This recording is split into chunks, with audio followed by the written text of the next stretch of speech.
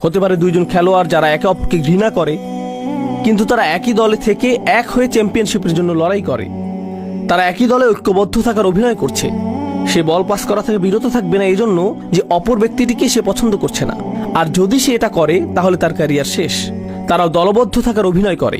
কিন্তু এই সকল অবস্থায়, আমার দেওয়া উদাহরণগুলোতে এই সকল অবস্থায় একটা বিষয় উপস্থিত: আন্তরিকতার অভাব।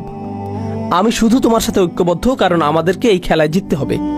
আমি শুধু তোমার সাথে ঐক্যবদ্ধ কারণ আমাদেরকে পণ্য বিক্রয় করতে হবে। এর বাইরে তুমি পাহাড় থেকে নিচে পড়ে যাও, আমার কিছু যায় আসে না। এর বাইরে আমি তোমার সাথে এক কক্ষেও থাকতে চাই না। তুমি যে যুক্তি প্রদান করো আমি সেগুলো সহ্যও করতে চাই না। বুঝতে পারছেন? এখানে বস্তুগত একটা উদ্দেশ্য রয়েছে যা মানুষকে ঐক্যবদ্ধ করেছে।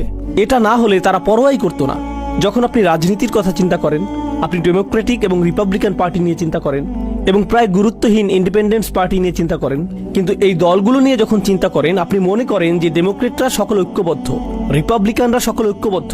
কিন্তু একই দলের ভিতরের এই লোকগুলো একে অপরকে অপছন্দ করে। তারা বরং একে অপরকে ধ্বংস করতে ভালোবাসবে, যদিও তারা একই দলের অংশ। তাহসাবুহুম জামিআন ওয়া কুলুবুহুম শাত্তা। আল্লাহ বলছেন, তোমরা কি মনে করেছো তাদের হৃদয়গুলো একতাবদ্ধ? তাদের হৃদয়গুলো ছড়ানো ছিল।